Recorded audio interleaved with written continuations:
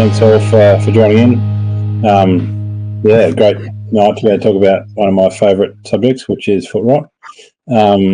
Sadly enough, or feet health generally. Yeah, I guess without dwelling on it too much, we started this journey 13, 14 years ago, and yeah, it's been an interesting time with New Zealand Merino, really, and Herman, who you're going to hear from soon, has been a key part of that the whole way, and we're really fortunate actually that Herman got involved in the project because we were heading down looking for a gene test for foot rot essentially, or looking for gene markers, and that ultimately failed us, and we ended up with a breeding bay for foot rot, which has been really, really successful. So yeah, pretty excited to chat about that. But we've got a great combination of speakers on tonight. We've got the team from MSD who are both experts vets and experts in feet health, and myself and Amy talking about genetics, and then Charlie, who has actually implemented a lot of this,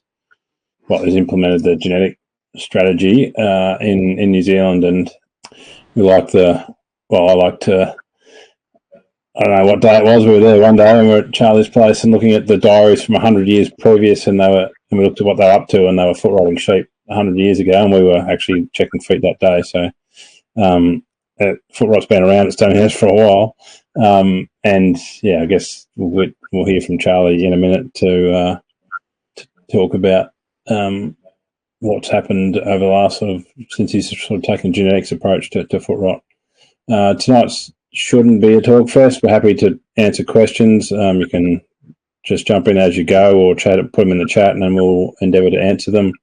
Yeah, we assemble this crowd to answer your questions, not just talk at you. So yeah, we'd love to be able to do that, because that adds a lot of value. That if you've got half a question, you can be guaranteed that someone else is also thinking of it. So we'll kick off. We're just going to talk about the genetic aspect to start with, but Herman, it'd be good to, I guess, a bit of your background, and you've been doing feet health for a long time, and yeah, I guess the work we did in New Zealand, and sort of where it got to when you left that project, as we all did. Yeah, thanks, Ferg. Look, I'll try to collapse 30 years into 3 minutes. In the late 80s, we started as part of an overall strategy to look at breed differences in disease resistance in merino sheep in particular, moving on from fly strike and internal parasites to foot rot. And the big question was there any genetic variation in susceptibility to foot rot? And long story short, it was AWI funded. The findings were strongly in favour that genetic differences existed between animals. So whatever you see in the paddock, not all animals respond the same to foot rot outbreak. Some will have very severe foot rot, and some will barely have any signs under the same conditions, the same outbreak, same bug, same everything. So that led us to think that if there is genetic differences between sheep, we should be able to start thinking about breeding values, developing breeding values for resistance or decreased susceptibility. And the thinking was that in Australia at that stage, like all promises by politicians, that foot rot would be eradicated from the continent. So the breeding work was shelved for some time. But New Zealand picked it up, given that they've had long-standing issues, I guess, with foot rot, and living with it rather than trying to push it under the carpet. And I've got involved with New Zealand Merino and Ferg quite early in the process to start looking at how to exploit genetic differences between merinos in a structured breeding program. And the first question was, is the genetic difference the same what we see in New Zealand as Australia? And the answer is yes.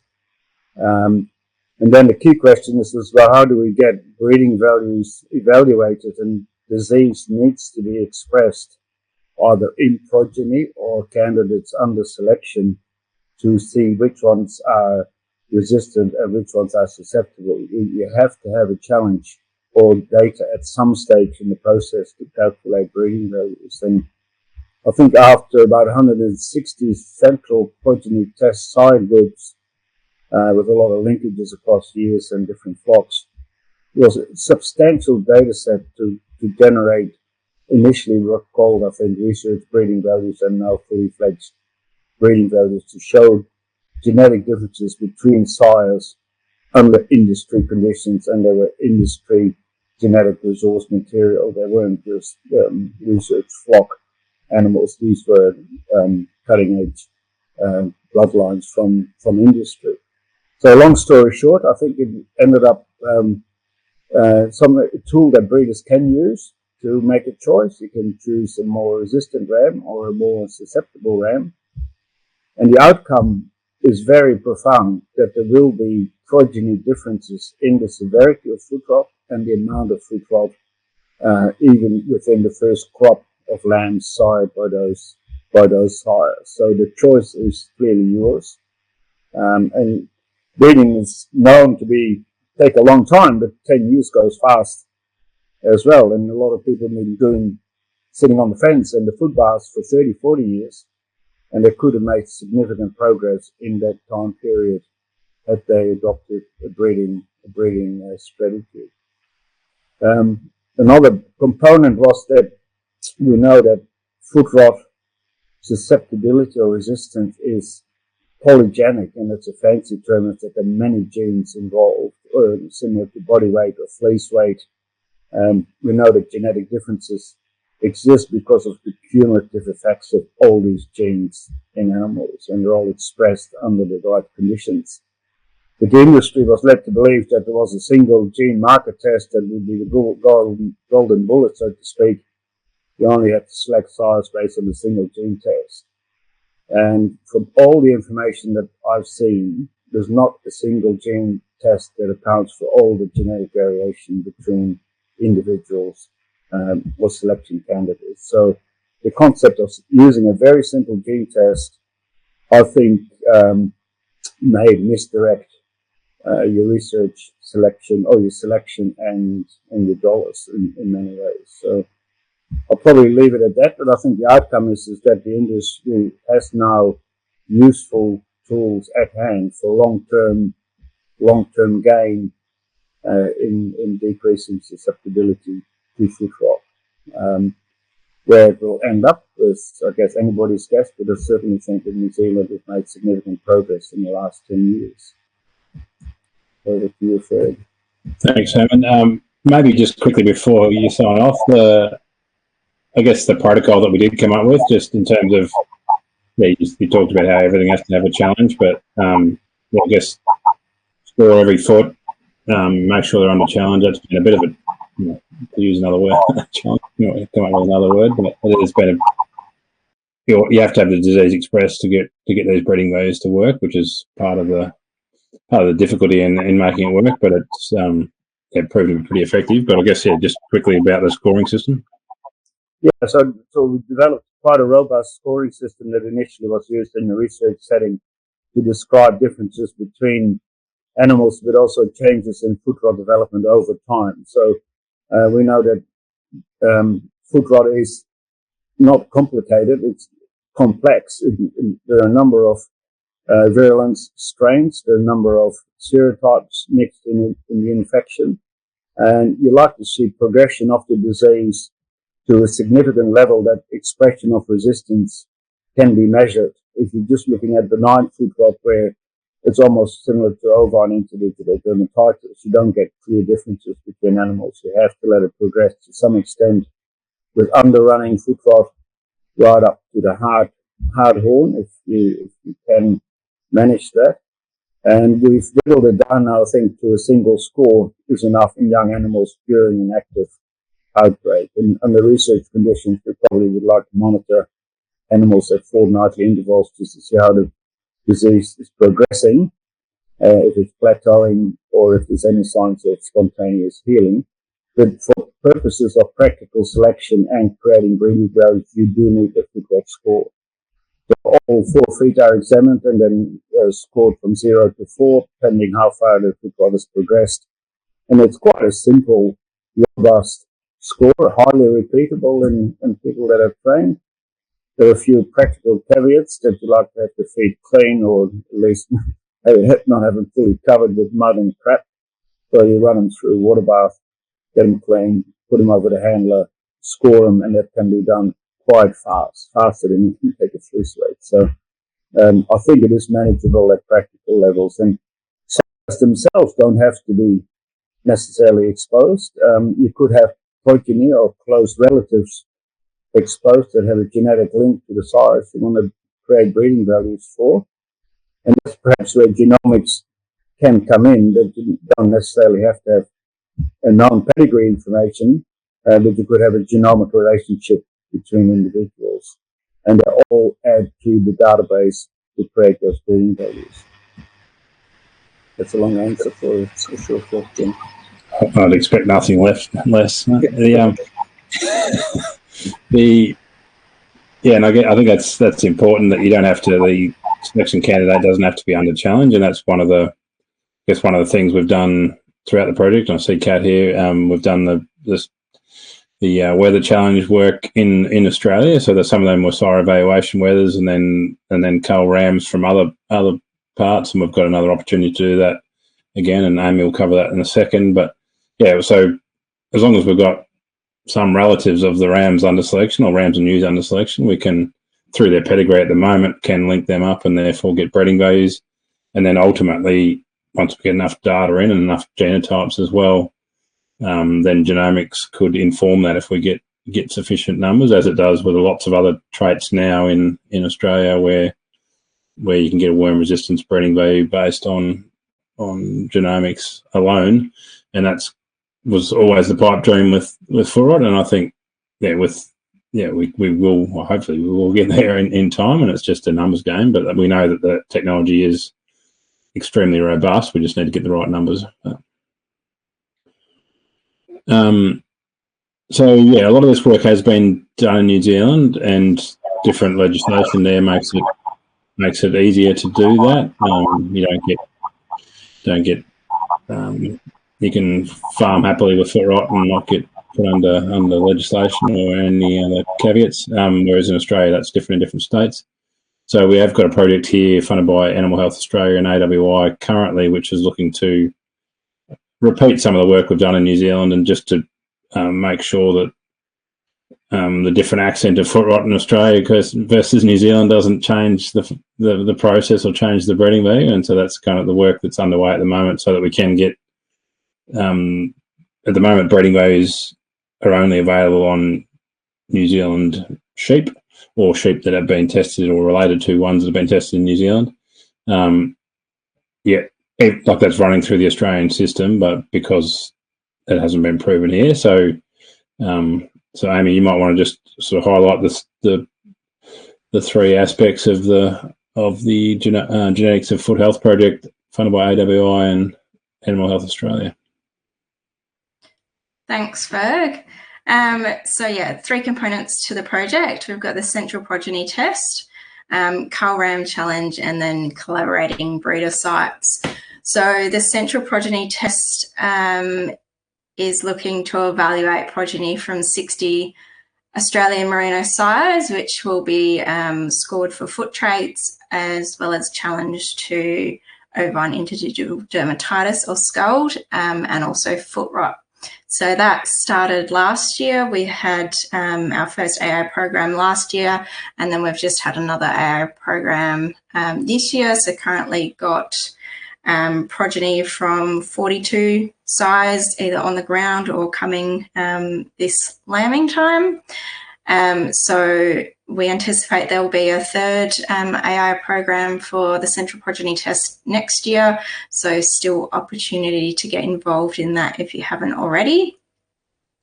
The second component is the cull ram challenge. So that will be conducted this year and next year. Basically, we're looking for teams of cull rams from, so groups of at least 8 cull rams from a sire, and they'll be sent to the research site in Southwest Victoria, where they'll be challenged to scald and then foot rot, and scored for foot structure as well. So opportunity to send in some cull rams if you'd like to get those evaluated for foot structure and disease. And then the third component of the project are the collaborating breeder sites. So we're looking to have a total of 30 breeder sites involved. Currently got a few more spaces available. So that's evaluating the 23, 24 and 25 drop progeny for foot structure, as well as scoring them for any scald or foot abscess if it's present in the flock. So obviously dependent on the seasonal conditions. So yeah, opportunity to get involved in those breeder sites as well. Thanks, Amy. I guess, yeah, one of the key things, I guess when we started in New Zealand, we went hard on foot rot for obvious reasons, but I guess as we went through that work, we started to see side differences in foot structure, and what we didn't know is what happens under where there's no Dicoylobacter venosus present, so the active bacteria in foot rot. If it's not there, what happens to foot health? If it's just OID, which is a different bacterial challenge, different conditions and bacterial challenge, which can lead to foot rot if nodosus is present, but won't if it's not. And so part of what we wanted to do in the Australian work was to see if they're correlated. So if you get more OID, if your size group gets more scald or OID, are you more prone to foot rot? And therefore it become a sort of a selection strategy without foot rot, which would be kind of a nice outcome, but we don't know that, and so that's why we've sort of slotted that into this project. And also, foot structure is a bit of what came first, the chicken and the egg? Did they get foot rot and then get bad foot structure, or they have good bad foot structure and then get foot rot?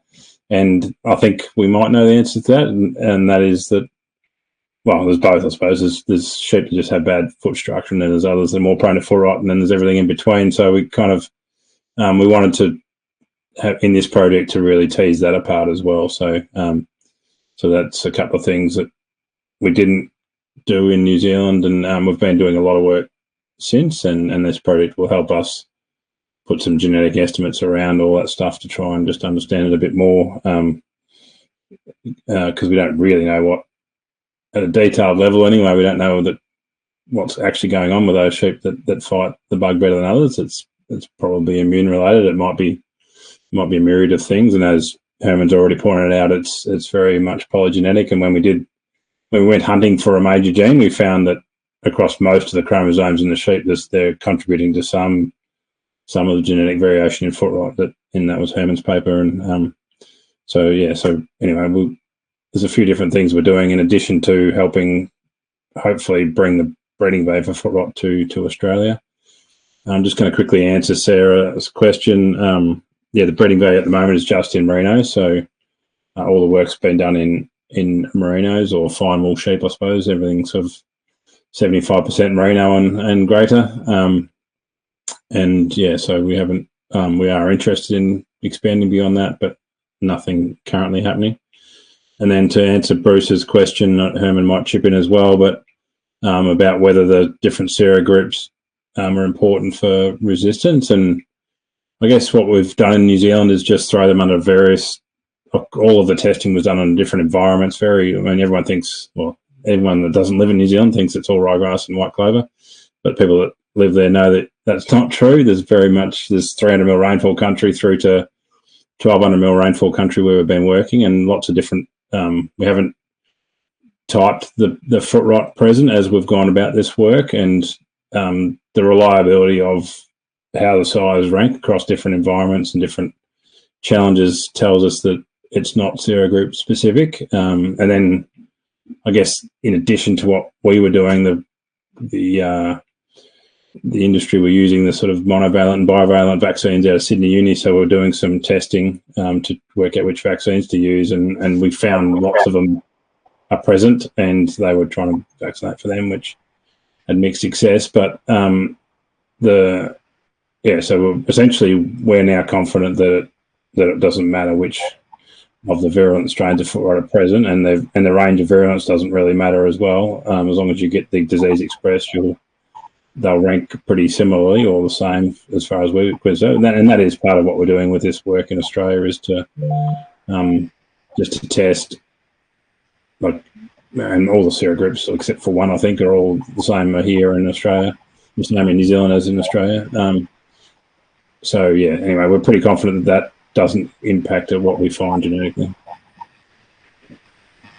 I think from the research, certainly the genetic correlation between resistance when you do single serogroup challenges, say A versus B or anyone, as long as it's virulent and you get a good clinical expression, the genetic correlation is very strong positive. So you would expect, if you select under hypothetical conditions for resistance against one serogroup, you pick up resistance against other serogroups. But in the field, it's very much a mixture of at least several serogroups in a challenge, and it's a little bit messy because you could have benign mixed in with virulence, and the virulent ones will give you the score 3 and the score 4s. So you need to let disease progress to a sufficiently well-expressed level that you can score animals. But I wouldn't worry too much about which serogroup is in the mix.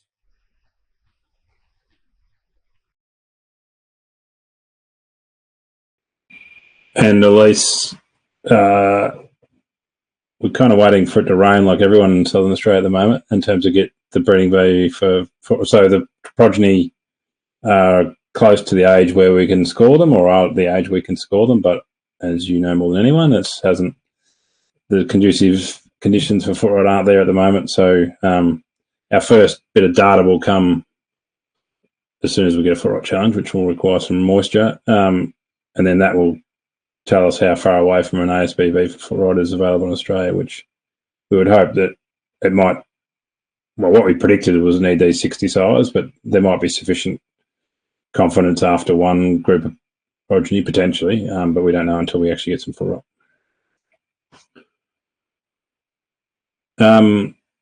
Jim, we might shoot to you. So we've got Jim on board, who's here in Australia, and I guess switching from genetics, I suppose, to Footrot treatments, and I guess just some thoughts there, and again, keep the questions coming, and take this opportunity to hear from Jim and Kim around the treatment options. Well, there's a couple of things that sort of floated through in the last five years or so that I think are going to make a big difference to people's approach to Footrot treatments and control in Australia. I think the work you're doing, there's been the word was thrown about when I was asked to talk about the taboos in Australia about approaching Footrot, and I think the history, as Herman talked about, with the idea that we could eradicate virulent Footrot from this continent was strong in the early 90s. That's when I graduated and was involved with programs in the field, as well as on our own family farm at Crookle. So we were down and dirty amongst it. And the program, I think, has done a terrific job of reducing the amount of virulent Footrot, but we've reached a point where we have low levels of circulating virulent Footrot in the sheep industry. And depending on where you are, looking at some of the figures that MLA's dragged together for the amount of benign Footrot and virulent Footrot that might be in different states, they correlate closely with rainfall and conditions. We're talking about virulent intermediate Footrot in Tassie being somewhere between 15 and 25%, and benign at 40%. You go to South Australia and they're talking about sort of less than 1% virulent Footrot and 20% benign.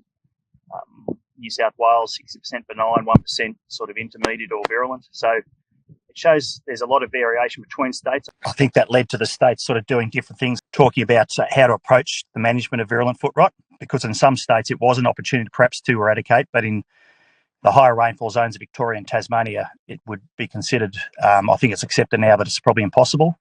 And I think because there was variation between states and approach and regulatory approaches, and West Australia and New South Wales required eradication, South Australia required control. There was a lot of confusion amongst producers about how to go about it, and also a hesitancy to step forward, look for help, because they didn't want to put themselves in quarantine. And so I think there's just been a lack of advice sought, and maybe even expertise out there that's available to give. But I do see now there is a movement within the sheep industry across multiple states to move towards a bit more collaboration and advice and education rather than quarantine. And I do think with the work that you're doing, Ferg, and the fact that Footvax, which we make, so there's obviously an agenda here, but it is now available. It's always been available in the regulated states under permit, but the permits are very hard to get. It does appear that they're going to make that easier. And I think given those sort of opportunities are there, that Footvax and genetics and good advice will see progress, and hopefully more talk and less taboo and less hiding under the the hiding in the yards and not sharing information, not seeking help. We need to sort of get people talking to each other. It's currently in Australia, there's obviously the foot bathing process is very common. Zinc sulfate as with the appropriate length foot baths, and away we go. The diagnostics are important. I think last time we spoke, Ferg, there was a lot of discussion about scald versus benign foot rot, and it's difficult to sort that one out. But hopefully with more pathways to treatments and advice, then that sort of work with swabbing and such will encourage people to come forward and get some help and advice. I think the Footvax gets misused at times because people won't ask for help. The timing is critical to using Footvax. We know we need 2 shots, and the booster shot, the first time we use it, the booster shot needs to go in before the highest challenge period, which varies from state to state and place to place, and year to year as well. And I think one of the ones that has been a real issue in Australia has been the use of antibiotics. There's been probably a lot of antibiotics were used to fix a problem in front of you right now, and if the time that it's used isn't appropriate, if we're in the middle of a spread or it may be appropriate in a highly virulent strain and a large percentage of sheep affected, but just using antibiotics for the sake of antibiotics was happening. And I think obviously with the responsible use of antibiotics coming down on the industry, then that has to change and is changing, and there are people now seeking advice and trying to do things better in that space and going to vets, and we as a company, our role is at MSD to support the vets in the advice they give and approaches to how to control and manage foot rot. And I do see a willingness across the states. My job, I work across South Australia, Victoria, New South Wales, and there's different approaches, regulatory approaches, but I do see some alignment happening. So I do think the timing for this discussion is great, and the tools are there. The tools that you're presenting, the Footvax tool used properly, antibiotics used properly, foot bathing done properly, we can actually get a lot of sheep in a lot better position to produce and carry on, and therefore make money and reduce welfare issues for sheep. So that's probably where I wanted to get the message I want to get out. This not less about what I think Kim will talk about. The treatment's probably better than I, because she's in Australia. It's all over the place, to tell the truth, a lot of confusion. But I think we're in a position now where there's opportunities to do a lot of good for the sheep job in foot rot. Thanks, Jim. And I won't stop for questions, but just just jump in if you've got a question or tap them in the chat. But I think you covered it well, Jim. There's been plenty of variation and plenty of, sort of like you get foot rot or leprosy, they're sort of level pegging, whereas it is refreshing in New Zealand, at least, where you don't get chastised as much. And it's still a bit of a social disease as much as it is an animal disease. People don't want to be telling people they've got foot rot, but I think it's, but once you accept that that's what it is and get moving, it's quite, there are some options. It's far from beer and skittles and far from everything works, but you can certainly get your sheep back into a healthier plane. Kim, we might hear from you about the Kiwi experience. Yeah, the two things really. Jim and I often joke about New Zealand being, I can't understand how Australia is so disjointed and how there's all these fights. New Zealand's easy, right? We've got one country. The North Island still doesn't like the South Island, and most of the sheep that we're talking about, the Merinos, live down in the South Island, where I live and where Ferg lives and Sophie lives. Clearly the best part. I was just going to touch on the antibiotic thing. So yes, we've had Footvax here the whole way through. Year on year, we still seem to be slightly growing Footvax each year in New Zealand before we make it here, actually. But as Jim said, for a while the antibiotic thing was quite massive. When I was a brand new vet, it was very common to mix up a chicken antibiotic into a bag of saline and inject the whole flock. So 30 years ago, that's how we dealt with it. Kind of went away when people realised that perhaps wasn't such a good thing to do, but the use of antibiotics has clearly increased again. The drugs that are used have got more and more expensive, actually. Pretty effective, but there are still, even in the last 2 years, I've noticed that back off again. So that's great, and that people are looking at the whole plan. We use a picture of a jigsaw, and I reckon that's a really good way of describing foot rot. You've got genetics, you've got climate, you've got breeds, if there's breed variation, and then you've got all the ways that you can put the puzzle together. So we've never promoted it, but yeah, I've definitely seen the backing off of the antibiotics. There's still heaps of arguments over here about to trim, not to trim, how much you trim, when do you trim. The foot bathing treatment part seems to have I found out last week of someone who still uses formalin on a regular basis, but in general, people have backed away from that, and are looking at a more, wholesome approach, I suppose, of dealing with it. So yeah, we did, as Ferg said, there was a while there where people were importing the vaccines out of Sydney Uni. And as he said, in some cases they went really well. In other cases, it was a case of finding 5 things there, and by the time you invented and made the vaccines for 2 and then another 2, it started to come back again in different things. So it didn't, in some cases, go very well. But yeah, I guess it's great to hear progress in the genetic space, and there is an increase in the proportion of merinos in this country is actually increasing, because their flock of ewes in total is decreasing dramatically. We're down to 23 million. That's what they reckon, middle of last year.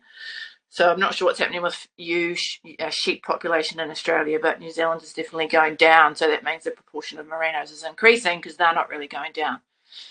So yeah, I'd be interested to any questions that people have about treatment and vaccines in general. Thanks, Kim. And yeah, and I guess we don't want to beat up the merino too much. The other sheep breeds do get foot rot, and I've had plenty of vets tell me the worst foot rot they've seen are in non-merinos, but certainly as a breed they're a bit more susceptible. And I guess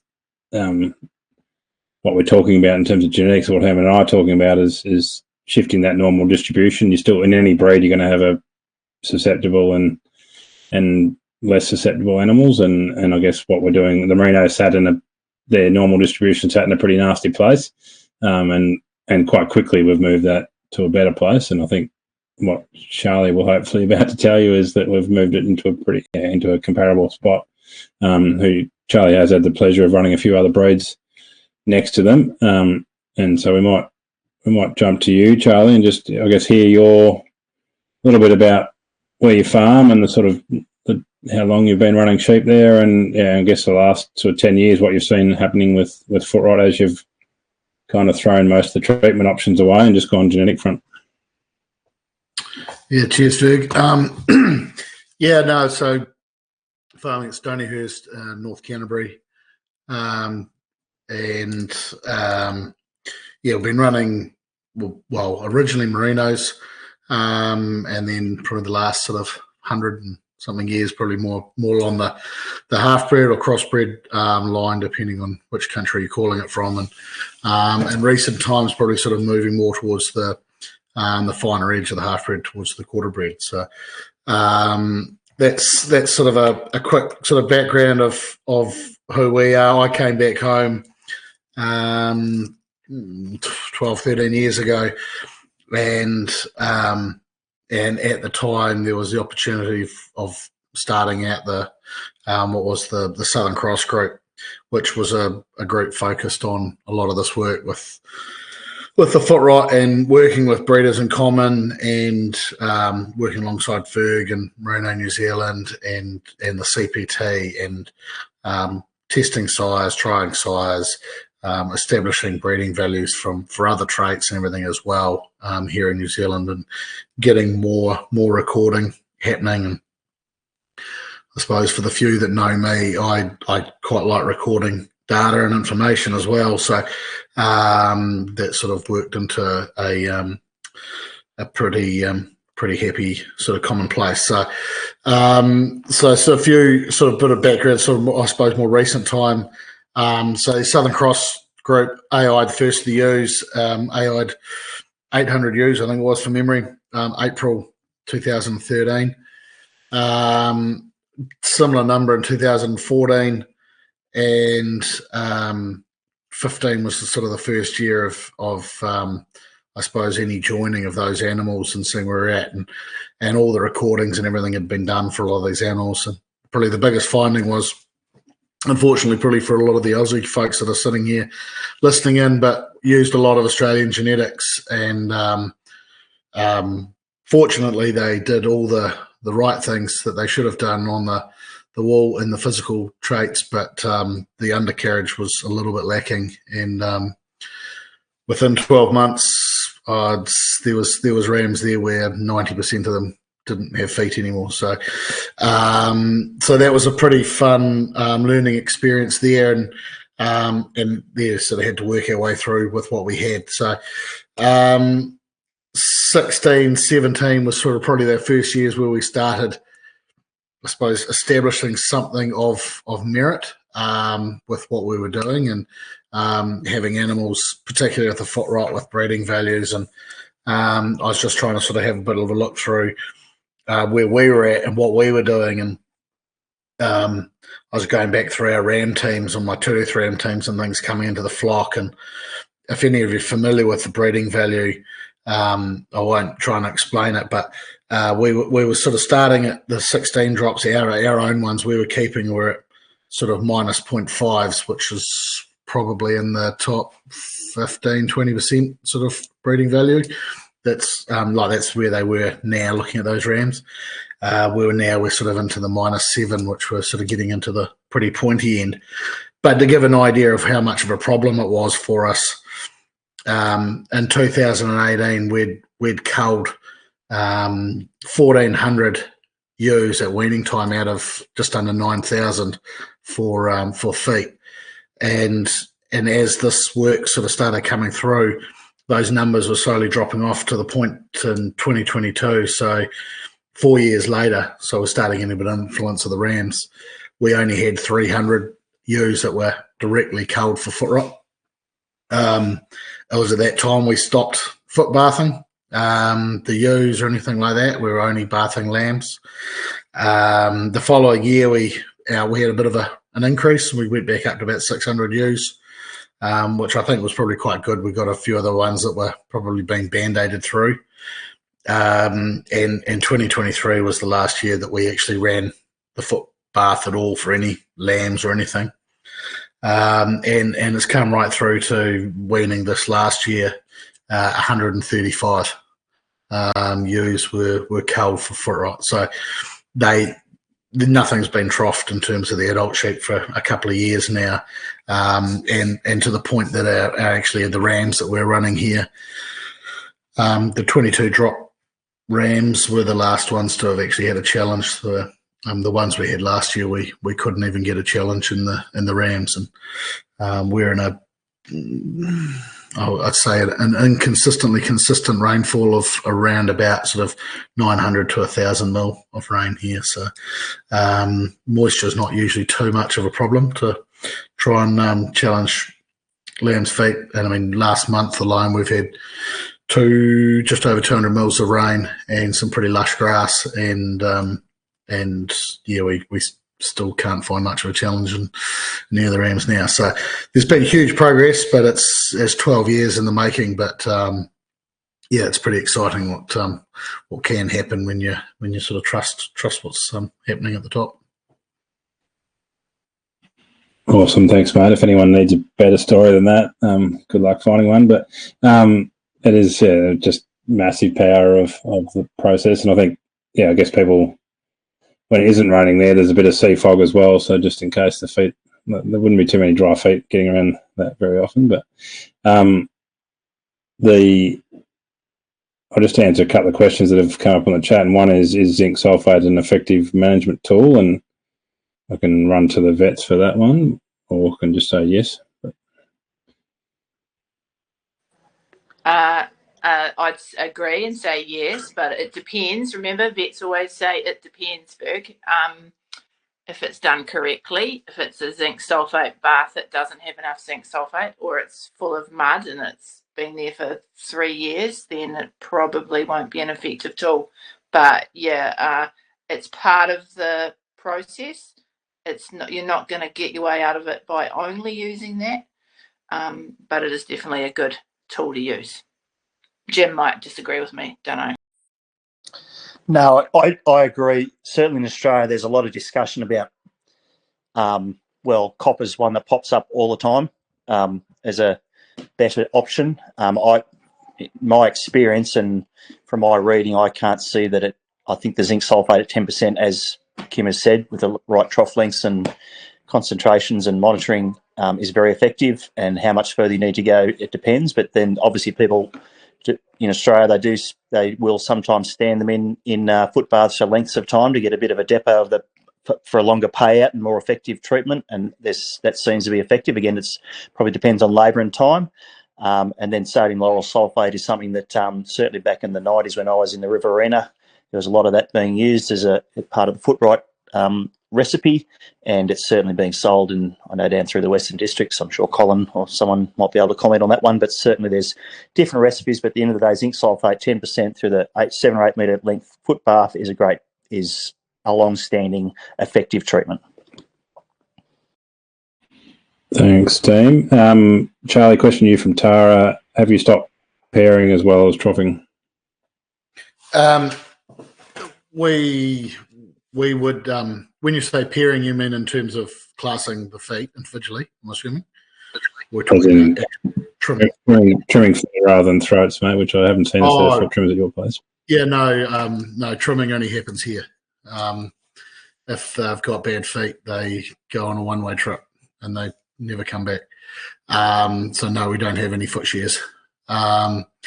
And the other question there, just in regarding to our breeding values, our drop, so the RAM team we're using this year, they're at -7 for foot score. Our RAM team, the two-tooth RAM team, sort of 5-6 years ago, we're sitting around -5. So that's sort of slowly where we've been progressing. But probably it would be fair to say that when we stopped foot bathing, we probably had a pretty solid RAM team around about that -5-ish, 5 to 6 mark, because obviously bearing in mind we had older rams at the earlier times that either didn't have foot score breeding values or were worse if they were. But so yeah, we've slowly been guiding those older rams out of the system. So yeah, pretty comfortable where the team are now though. One other one there, I just saw that one from Sophie around the foot structure thing. I sort of gave some numbers there, obviously, from the number of Footrot. We also record, so we just record them at weaning time, put everything over the conveyor and check everything out. We also record anything with deformed feet, and generally we'll put them to a blackface ram or something like that. And it would be less than, I'd call it 10% of them would come back the following year with foot rot. Ironically, I would say probably 50% of them wouldn't get called the following year when they came back through. So I wouldn't say it has a strong correlation with actually getting foot rot, but I would at younger age, but not at older age. Yeah, I'll throw to Herman on that as well. But I guess just our final, like we did a big co-ram challenge when I first moved to New Zealand. We put 700 and something of Carl Rams through a challenge and got 35 at the end. It was a bit of the Hunger Games. It was whatever made it. If they got score 4 Footrot, they're out the door. And we just kept throwing foot at them until we got to the end. And I think I killed half of them on foot shape. They hadn't got foot rot, but they had terrible foot shape. And so I think, the correlation isn't, certainly might be some correlation, but I'm not sure about causation. I don't know what your thoughts are, Herman.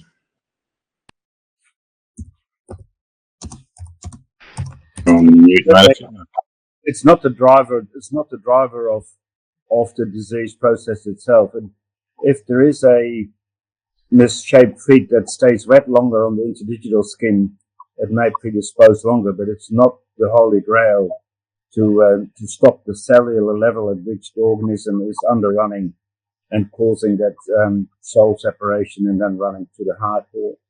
We do get, of course, deformed feet after an outbreak because of the disease process, and that may not be, people just jump the gun and say, well, it must have been misshapen feet that caused it. But it actually may be the consequence of having had the foot rot. Having lived in an environment where foot rot was being bashed around my ears, including use of antibiotics, vaccines, and all range of treatments, you also pick up a lot of pub talk on this. And I think half the stuff that's out in industry is perhaps misguided, that people only look what happened last week on that property, when foot rot may have been stewing in the background for months, and by the time you see limping sheep, it's too late. Certainly, the use of an antibiotic gun during the high transmission phase is completely useless. And you basically, it's like having an infected finger. You get a shot of antibiotics, and a week later you stick it back in the prep again. You're bound to get reinfected. Antibiotics during the non-transmission period is incredibly effective. You can die, switch sheep needed. And it's certainly a route to eradication is to minimize that disease prevalence. And vaccines, I think, are working. The problem is that they need to cover 10 strains with 16 subtypes in 2 shots, and that's a huge challenge for a vaccine. So the route for targeted vaccines is magic if you don't get new serogroups introduced into your flock, because you basically go back to square one. If you vaccinate against the strains that are on the place A, B, and C, and you get hit with H, you're totally unprotected, because that's the definition of serogroups, is that there is no cross protection between serogroups in the vaccine. It works really, really well, and I've seen sheep with lifelong protective titers or immune responses, but they're completely unprotected against other strains. So get good advice if you want to do something like foot rot. That's the main message. People that understand the disease process, the control, the options available, and even breeding.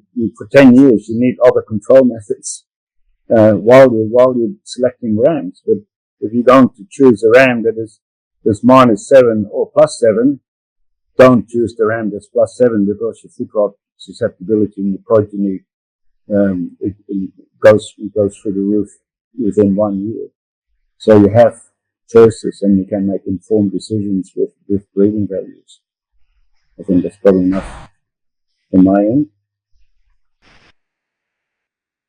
Thanks, Herman. A question there from Jeff on correlations with other traits, and one of the things that we found in the work was a small but favourable correlation with worm egg count. So animals that are resistant to foot rot are also slightly more resistant to worms, so some immune aspect going on. I don't know if you've got any other. We didn't see anything on dags, I don't think, but I don't know if you remember those correlations better than me. Certainly very, very neutral with production traits, fleece weight, fleece quality, and body weight. Although there might be a bit of a phenotypic correlation between foot rot and body weight, it's certainly not a genetic one, so you can have your cake and eat it. The problem is you've got to select for multi-traits at the same time. I think the immune response is still in the research vague basket. I think you want a lot more data, and there are a few caveats that taking sires from industry, you don't want to have too strong a bias. You need to be covering all bases or spectrum of susceptibility and parasite resistance. And for Footrot, you basically don't know unless you had some progress on the breeding values. But you want unbiased data where you can get it, or account for the bias if you are going to use cull sires for whatever reason, that you balance the data properly. Thanks, Herman. And just for those who aren't watching the chat, Jeff asked about favourable other production traits. What could Charlie ask? Has Charlie made some genetic gain on other production traits as well, improving Footrot? And you can answer that in live, Charlie, or I can read your answer. Yeah, no, definitely. I mean, what I was saying there, alluding to earlier on, obviously being able to not have to cull as many animals for Footrot now has certainly helped on the production traits. So, I mean, in a really sort of quick nutshell, probably in the last 10 years, we've probably wiped out about 3.5 micron out of our ewes. Probably lifted their size a kilo or two, lifted lambing weaning percentages up about 10-15%. And then the big focus now is lifting weaning weights up. So yeah, we've definitely had an increase in in productivity and production on our ewes in the same process. But there's certainly traits in there that have been a little bit hard to use when we've been focusing pretty hard on feet.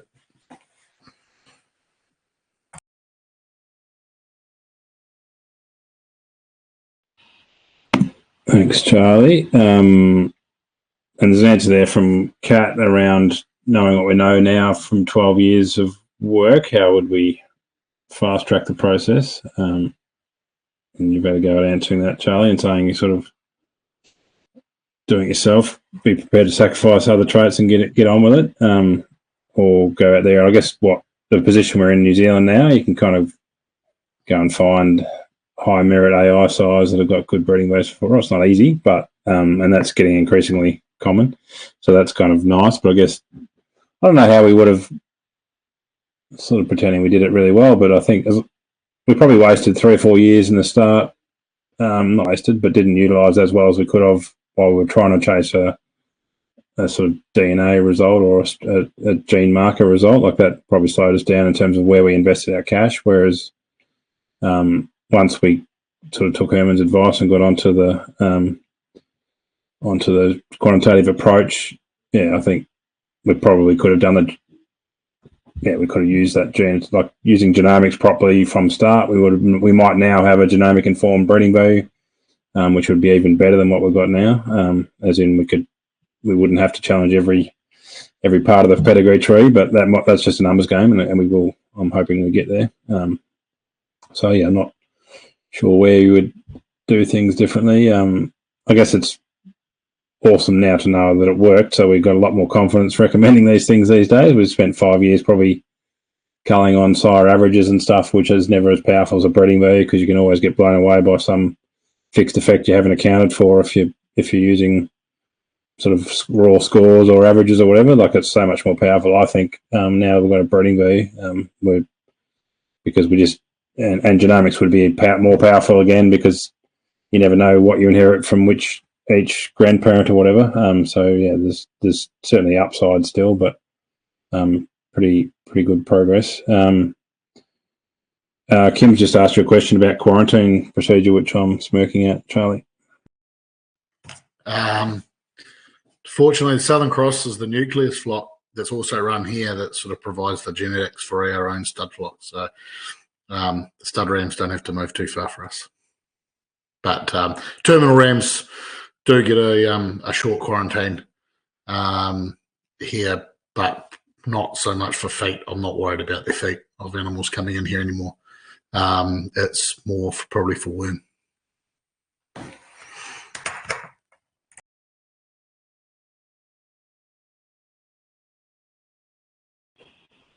Cool.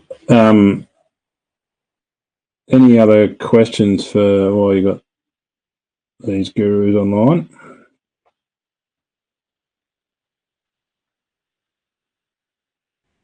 Yeah, Herman, how effective are the full eradication programs? I've seen a few Kangaroo Island, I've seen a few in southwest Victoria with varying results. Well, probably a question for the vets too. How effective have you seen them?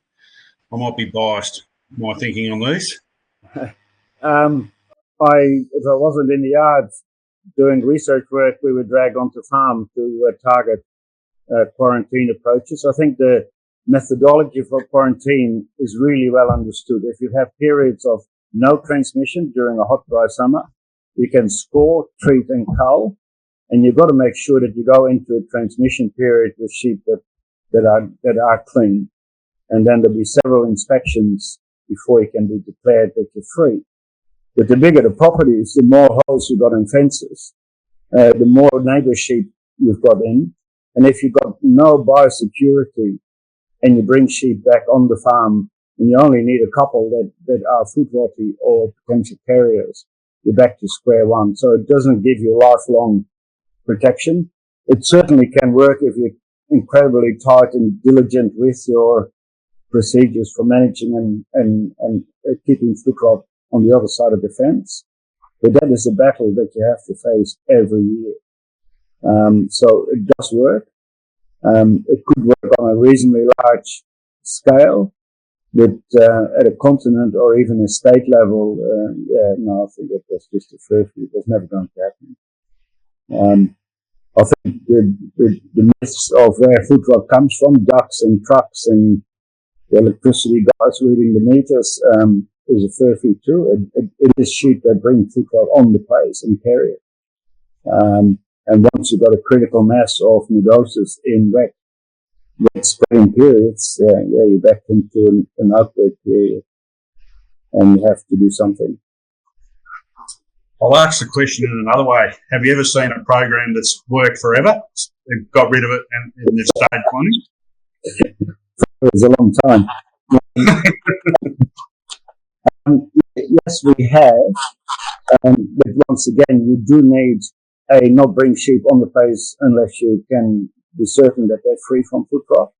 You want to have fences that are incredibly secure, and I don't know, after every flood in the creek, you get quite a few washed fences away that you don't know about.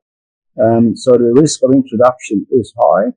But look, I haven't been in the eradication game with the people in the team.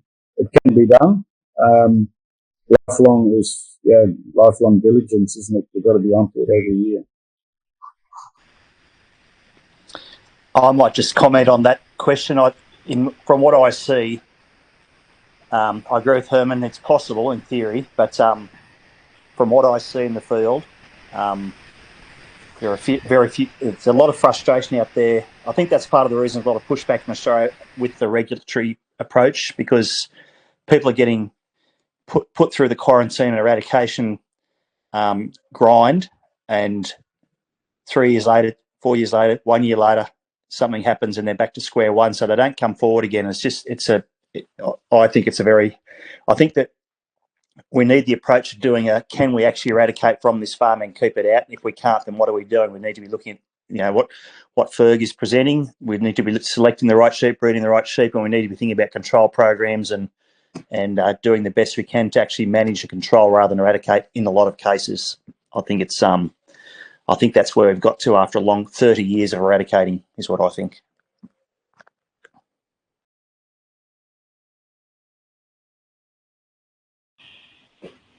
Thanks, team. We've pulled the hour, so I'm just going to do a bit of wrap up, but by all means stay around and ask your questions, but just want to give those that do need to get on with their lives to go off and do that. But just really sincerely thank all the crew that came on tonight to chat with us.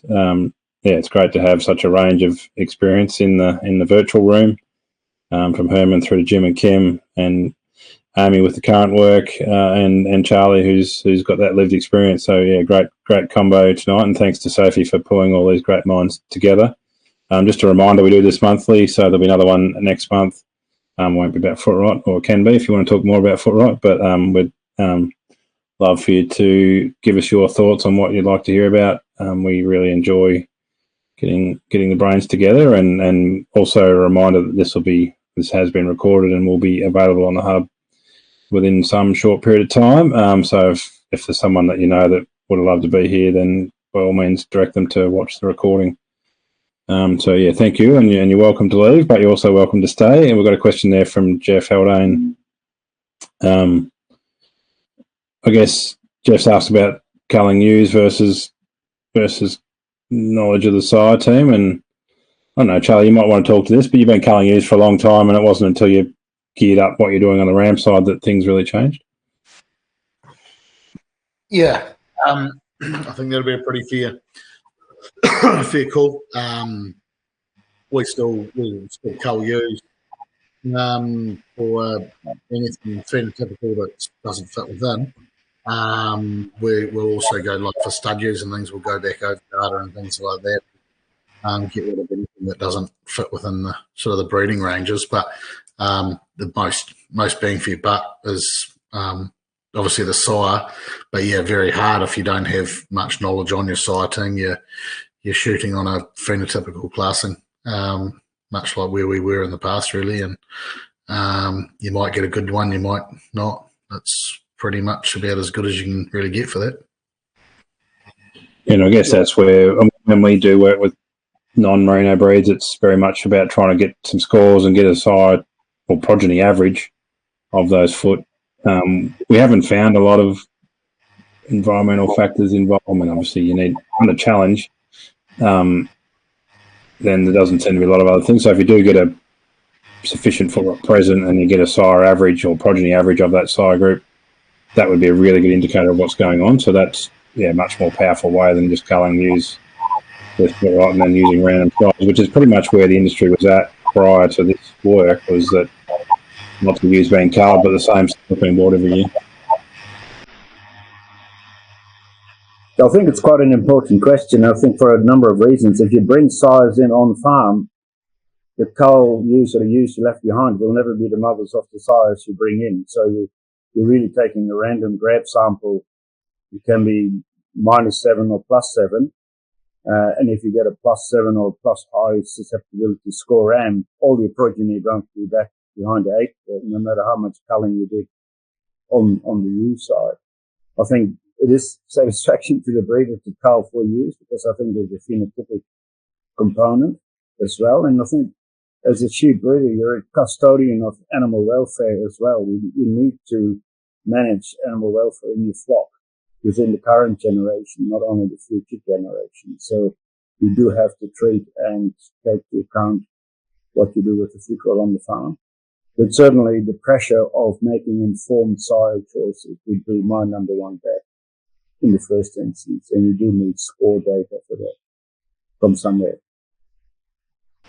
Ferg, when we did the work with the Footrot with the MLP sheep out of Western Australia a few years ago now, there was sheep that were walking, we had a very virulent form of Footrot, so it spread quickly. There were some sheep that were crawling after 3 or 4 days when the bug was introduced, and there were some that were prancing around. But when we tipped them over, ones that are walking properly, we're tipping them over. Some of them had score 4s in their feet, but they didn't seem to be affected. But some had ones where could hardly walk. So there was anything in the resilience story?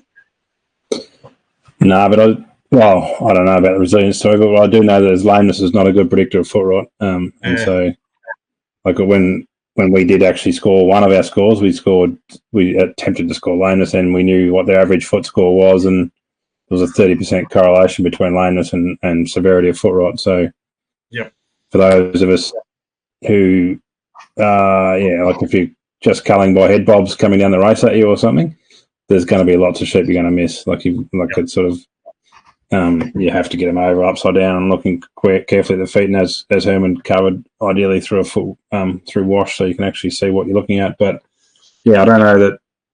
Yeah, obviously pain tolerance is very different. And I think that's probably one of the, don't want to bag the merino, but one of the shifts between some crossbred sheep can have pretty bad feet and be still running around, whereas merinos sort of get a bit of scold and get upset. And we see that same variation within the merinos as well, or in final sheep. So, but yeah, I think the key take home from me is that don't treat lameness as foot rot. It's foot rot is foot rot, and you've got to look them upside down to see that.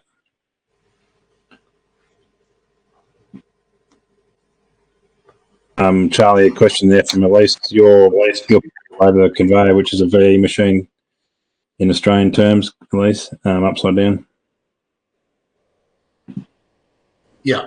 No, we tip the ewes over head to toe, bag, mouth, feet, check all 4 feet, and condition score, and then send them on their merry way after they've had an assessment. But next one, target culling.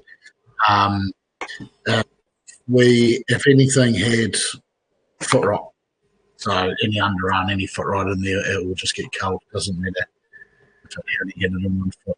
It goes. Yes, if any foot was score 4 or 5 as a cull, and like a 1-1-2-1, you'd be fine. Like it's not foot rot until it's not definitely foot rot until you got some underrunning. Just one note there on checking feet over a conveyor or VE machine, depending on which country you're talking about. I've stood beside sort of commercial conveyor operators in New Zealand, and they've declared them as having not foot rot or having foot rot or whatever, but they will miss a heap. Like you actually have to know what you're looking at. Like you've got that underrun can be in an active challenge. The underrun can be quite subtle. Like it can look like a perfect foot, and then you run your thumb up the inside and it lifts. So I guess just if anyone who's involved in that process, it's not just a visual. You've sort of got to get a hand on them too often to, like obviously score 5 for right you'll pick, but a score 3 or a score 4 even that's starting to lift or quite severely, it can look like a nice cut it when it's a really active challenge and it hasn't gone to that black sticky mess, but you'll miss a lot if you don't actually have a really good look.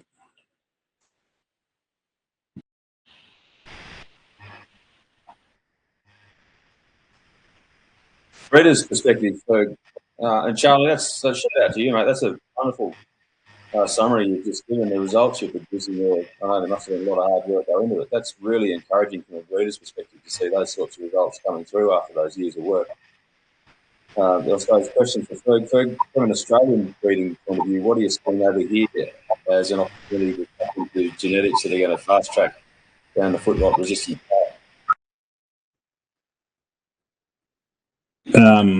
I think, well, I'm hopeful that the current work that we're doing with AWI and AHA will confirm that the foot rot breeding value is good to go. And that might mean that breeders elect to do something on like ongoing basis, maybe a cull ram challenge or something that we could continue to do. But I'm extremely hopeful that challenges of benign foot rot or OID are sufficiently correlated with foot rot that means that we can breed for better feet health and not need to have nodosis present to get that outcome. And that may be a pipe dream, or there's plenty of biology that would suggest that's possible, but I guess we don't know that, and that's why we're doing the work. But to me, so that's, in my mind, OID and benign causes as much grief as foot rot does in Australia, probably, because you still get lame lambs that don't want to do and stuff that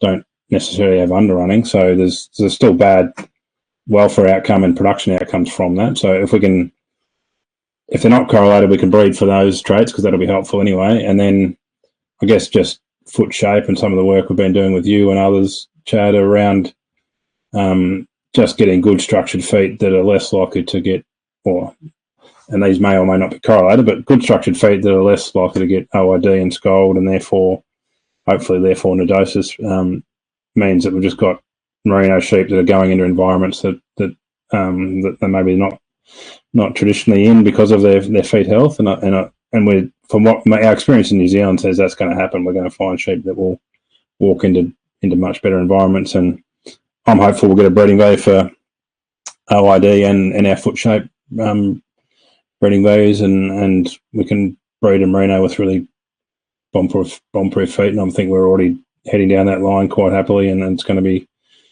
we're going to have stories like Charlie's hopefully in the next 4 or 5 years. Question there on Anderson 160729. Is he still the best sire in Oz for resistance? That's a good question. I don't actually know the answer to that question, but he was certainly up there. I haven't looked at, and the only breeding ways would have, again, the only breeding ways we get in Australia at the moment are those that are related to stuff that's been used in New Zealand. So unless someone's going to correct me, I'm going to say yes, but because I can't actually remember if anything has surpassed 729 on the breeding value. And he's, yeah, so I think that's the case, Rupert. Sorry, I can check that and get back to you. What about the stuff we've been gathering for the last 4 or 5 years, Ferg? Where's that sitting now, the data?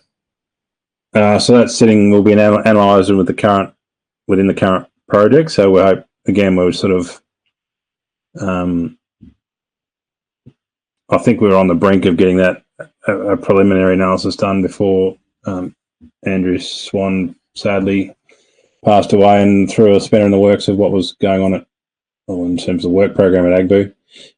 But yeah, I guess this current drop, the 24 drop lambs within that, the Foot Health project will, as well as some of the stuff that breeders have been diligently collecting, we're hoping we will get some analysis done on that once we get this next data in. So I know I've been promising it for a while, but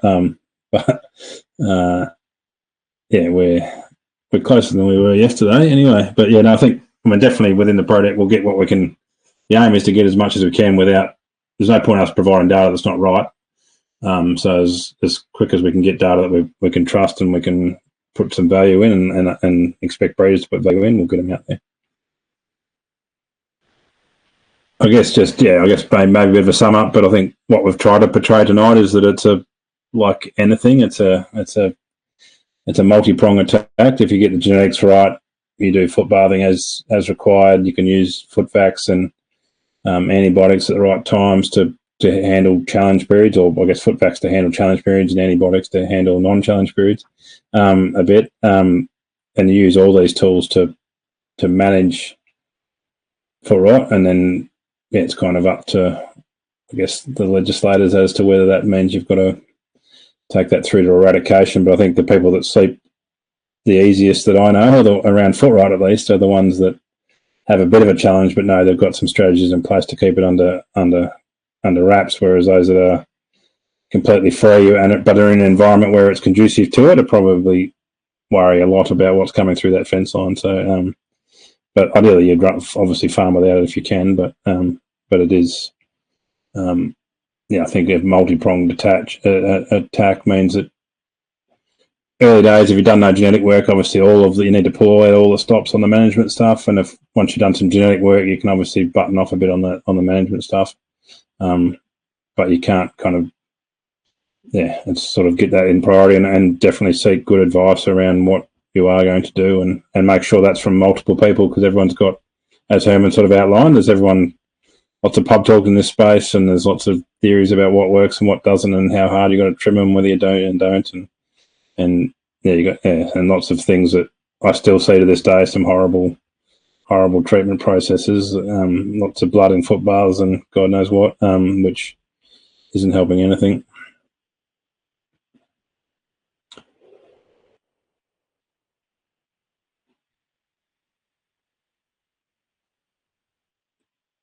Charles, are you suggesting lambs are more susceptible than older ewes? I don't know. Herman can tell us what they're. My older ewes, if they were going to be susceptible, probably were culled as lambs. So I'd have to say yes. But no, look, in the last couple of years, I can't sort of really comment much on either. So we haven't troughed probably the last 3 years worth of lambs. Haven't been through a Footrot trough as pleasing and as enjoyable it is for the staff to know they don't have to introduce lambs running through zinc trough for the first time at weaning time or something like that. But no, it is certainly good. But now it's, as you said before, now it's one of those things that unfortunately you almost look forward to being able to cull something for it, just to sort of keep taking the tail on, sort of almost hope that it is still floating around somewhere. Have you got a comment on age? Certainly, expression in young age is a good one. You get data very early and very quickly. And culling, there is a repeatability of foot rot susceptibility and resistance. So if you do cull, you end up with slightly more resistant animals within the current generation.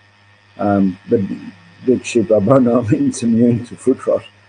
You know, you have seen them in big ewes and big rams, and it can get quite nasty if the conditions are right.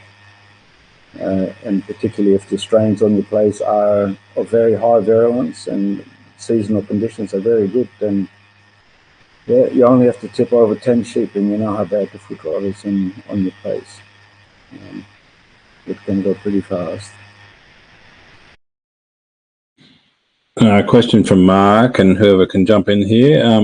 If it's a vaccinatable disease, would you suggest a certain level of exposure as a young age is a good in the long run?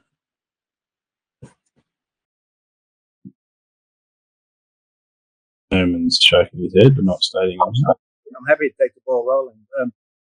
Foot rot itself does give measurable antibody signals. You see the signal of antibodies against dinodosis in animals that have been exposed, but the titers are nowhere near high enough what you would see after vaccination. So vaccination is an incredibly powerful tool to prime the immune system to target specifically at what we call the antigens that are given the foot rot nodosis that have to be targeted by antibodies.